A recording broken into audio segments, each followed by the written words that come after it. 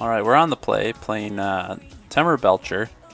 So, pretty fun deck. It's definitely Glass Cannon, but especially with all the Force of Will decks running around. So we've got Gitaxian Pro. We really need a red source here, and this might have been okay. We might get one with a Gitaxian Pro, but I just don't think it's kind of worth keeping on that. So we'll see what our mulligan gets us. So there's a Belcher, and we've got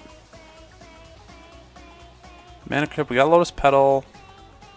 Get 5. So we might have enough mana to use this. I think we'll go ahead and keep. We'll put that on top, and we'll hold that. So we'll hold on to the Chrome Mox. And that'll give us our 3rd mana to activate Goblin Charbelcher next turn. Will that actually? Actually, we won't need that because we have Mana Crypt. So go ahead and run out.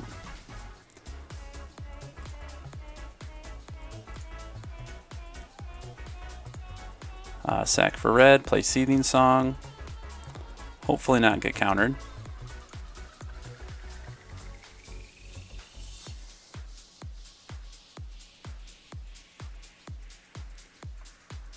So we're going to be 1 short to actually activate.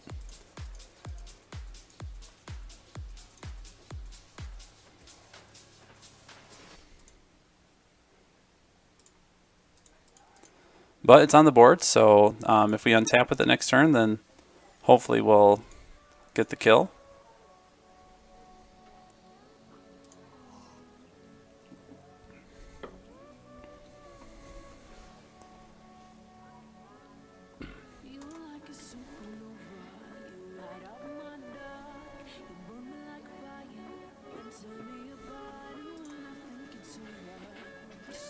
Okay, so we got a Mox Emerald into Soul Ring. So with the Gitaxian Probes and seeing what we're seeing, I'm guessing they're going to try to storm off this turn. So it's kind of a bummer. We were 1 mana short.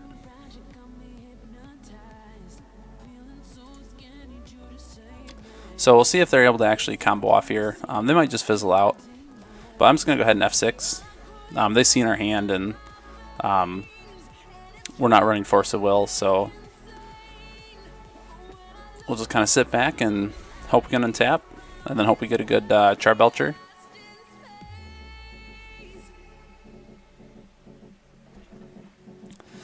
So when looking at Belcher lists, there's actually a pretty big variety of them. I just kind of settled on this red-green blue version. Doesn't run Force of Will, but does run like Time Twister and Gitaxian Probes. And it's been pretty fun. It's definitely, like I mentioned earlier, Glass Cannon.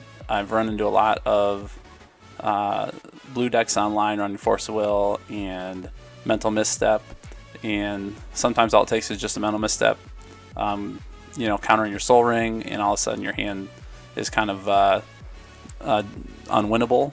But it doesn't look like they were able to do anything on their turn.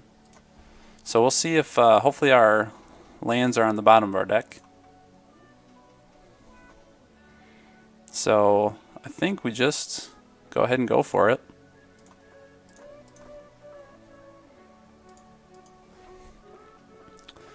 And we got him. Minus 40.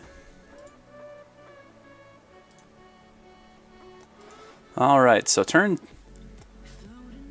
game 2. Not really sure what we'd want to change here. We don't have any free counter spells. We could bring in like a Gravitar's Cage or something to try to prevent like a Yawgmoth's Will. Maybe like a Pyroblast to prevent a Paradoxical Outcome. But I kind of feel like we just try to go for it and just maximize our ability to combo off. So Pyroblasts are kind of the only thing that I'm interested in bringing in. Not really sure what I would get rid of for those.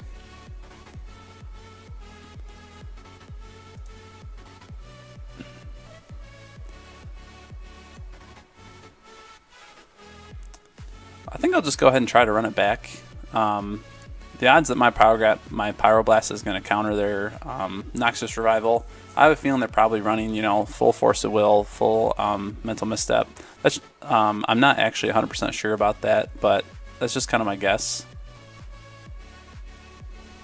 I haven't actually played the Paradoxical Storm deck.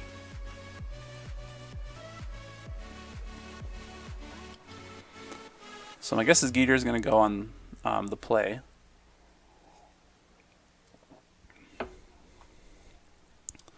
So we've got the Mox Sapphire,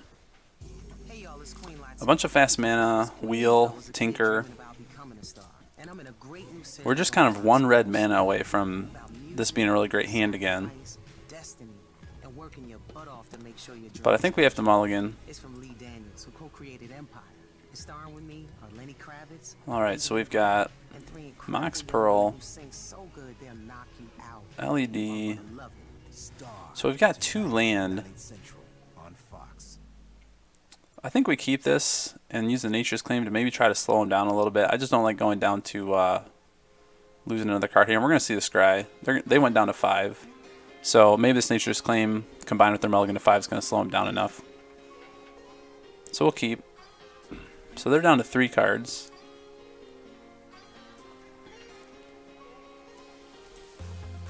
Don't want that land grant on top.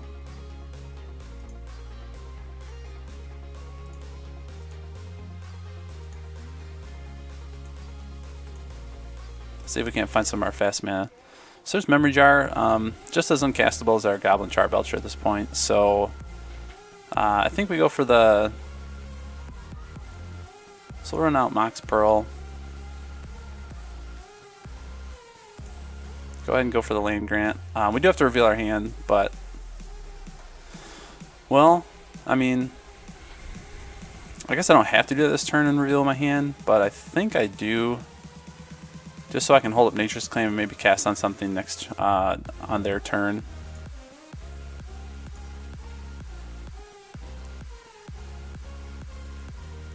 So I'm going to go ahead and reveal or find a Taiga, which will let us cast our fast mana if we find any.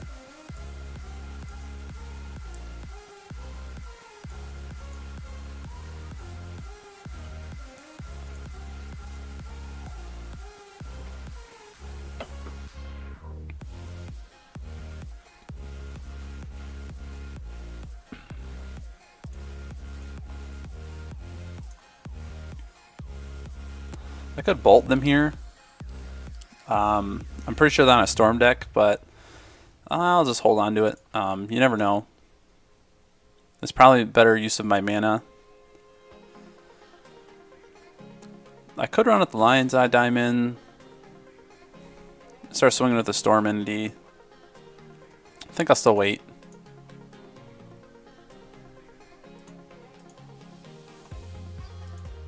I kind of don't want to risk that Lion's Eye Diamond out there until I'm ready to go off with the RUG Belcher. If I run it out now, then I just open it up to removal until I'm able to cast that RUG Belcher.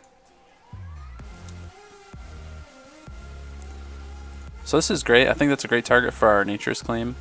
I mean, it's not great they get to cast something this turn, but sure. So I think right now we just get rid of the Mana Vault before they're able to Paradoxical Outcome.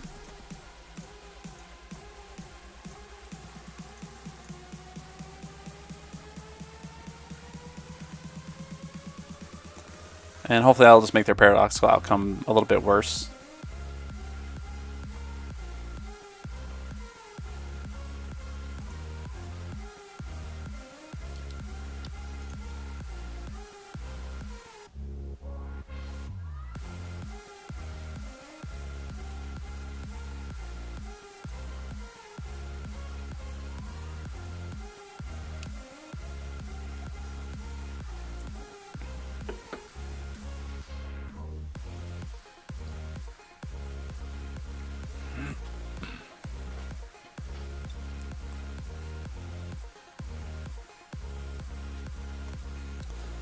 So they're using top.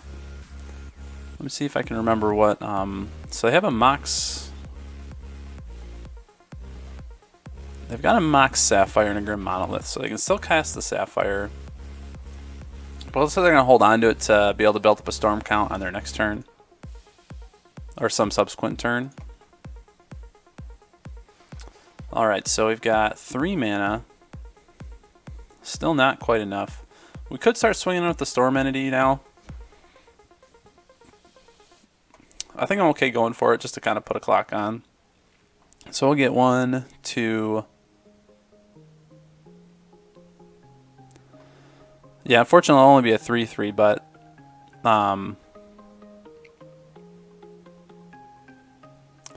yeah, you know what? I think I'll just hold on to it in case... well...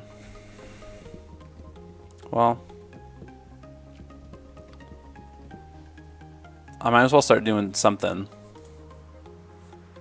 I mean, the only thing I'd build up my Storm count for is an Empty the Warrens, and I'm already on a Char Belcher plan, so... especially with this Lion's Eye Diamond. So I don't know that it's worth holding on to that line of play.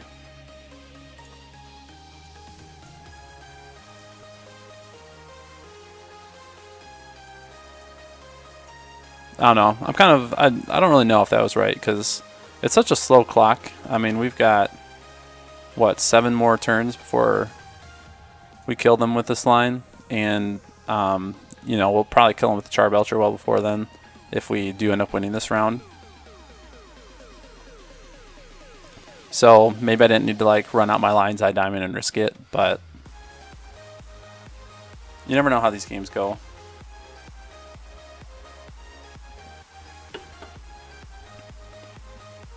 You have to imagine with Brainstorm, you know, 3 more cards in hand, that they're going to be able to combo off in the next 7 turns.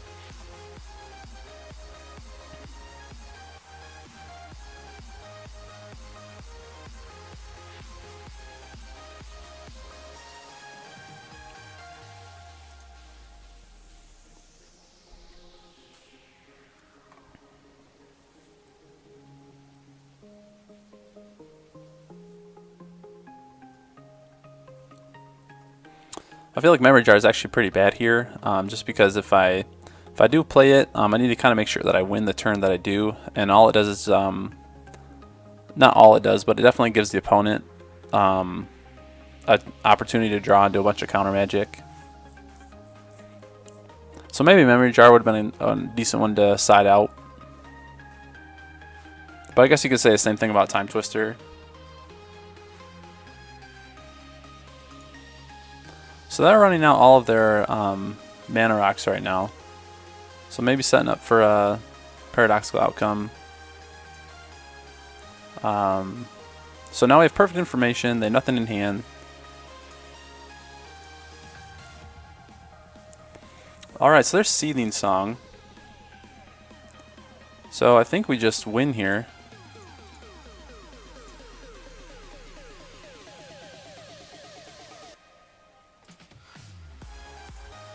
I mean, depending on how far down our next land is. So I'm going to go ahead and bolt them, and then I'll use Lion's Eye Diamond.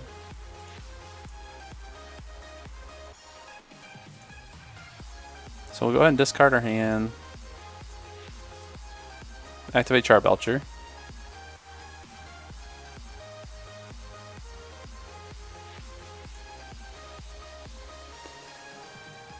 Yeah, so I didn't really think about that. They do get another top activation, and maybe they could find something like a Stifle. But we got there, so awesome. Belcher won against Storm.